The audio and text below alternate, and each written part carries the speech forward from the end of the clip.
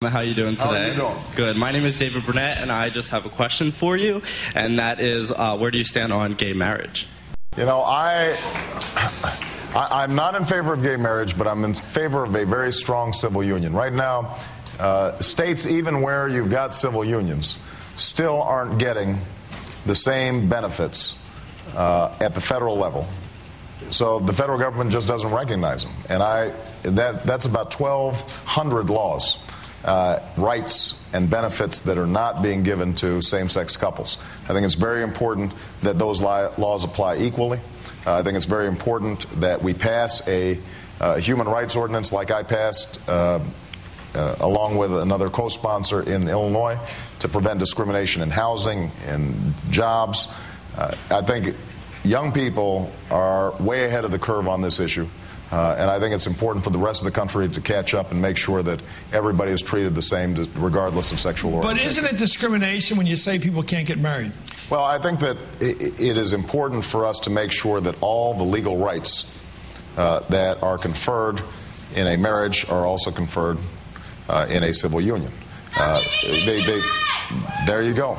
And I think it's very important that the state make sure that they are not denying the same kinds of rights that have historically been denied, because when I think about a same-sex couple not being able to visit each other in a hospital, when I think about them not being able to transfer property or to pass on benefits, I think that's contrary to what most Americans believe, and that's why I'm going to change it when I'm President of the United States. Next question.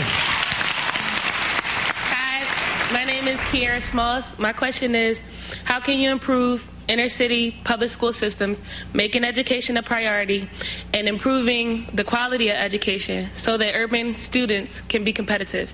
Well, it's a great question, and part of what we have to do, I think, is start with the earliest years. We've got to expand drastically early childhood education. We've got, and that's not just pre-K.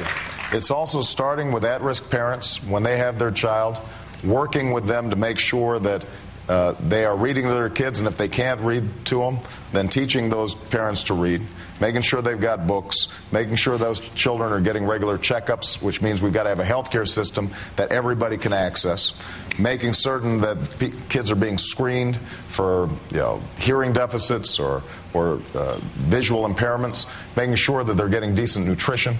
And if we are taking care of kids early, then they start school already prepared. If we don't, they're already behind, and they stay behind. Every investment, every dollar we invest in early childhood education, we get at least $10 back in improved reading scores, reduced dropout rates. Then we've got to improve K through 12 education, and that primarily has to do with teachers, paying teachers more and giving them more professional development and support. And the third thing is after-school programs and summer school programs that can keep kids off the streets, give them constructive things to do after school. And the final thing is giving young people a sense of a future. So if you've got a 9th grader or a 10th grader, maybe they're not going to go to a 4-year college. But if they're good artists, they might want to be a graphic designer, and matching them up with the possibilities of a career and a job there. Or if they're good manually, then getting them in apprenticeship programs while they're still in high school so that they can start seeing the possibilities of a career in the trades. Those are the kinds of ways that you can tie what happens in school with kids' vision for their future. And if they have a sense that they've got a future that allows them to raise a family and live a productive life, I think most young people will seize it. The problem is they're just not seeing that right now. Right now all they see is drugs and jail. And if that's the only thing in front of you, then you're probably going to fail. Thank you. So I've got this primary in Philadelphia and Pennsylvania will be held in 3 weeks. It is an important part of the process. I want to ask you, if this process ends up after Puerto Rico at the end of the schedule where you have the most elected delegates, should you be the nominee?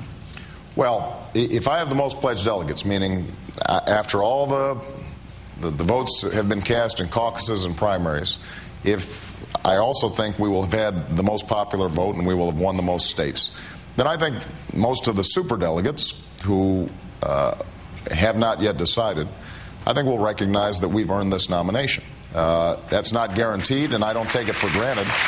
But I think that at that point, I will have shown myself to be the strongest candidate to run against John McCain. Is that the only legitimate result of this campaign, is the one who gets the most elected delegates is the nominee? Could you imagine Senator Clinton being nominated in Denver at the last week of August, not having won the battle for elected delegates, and you'd support her? You know, I'm not going to worry about that right now, because what I want to do is to make sure that I've won as many contests as possible, won as many delegates as possible, and then I'll let the poobahs of the party make a decision in terms of how they want to deal with it. Do you trust the poobahs? What I know is that we have excited the electorate. We have brought people out. We have won every state, every kind of state all across the country. And I think in that circumstance, I will be the strongest nominee to go up against John McCain and serve as a sharp break and contrast from the failed policies of the last 7 years.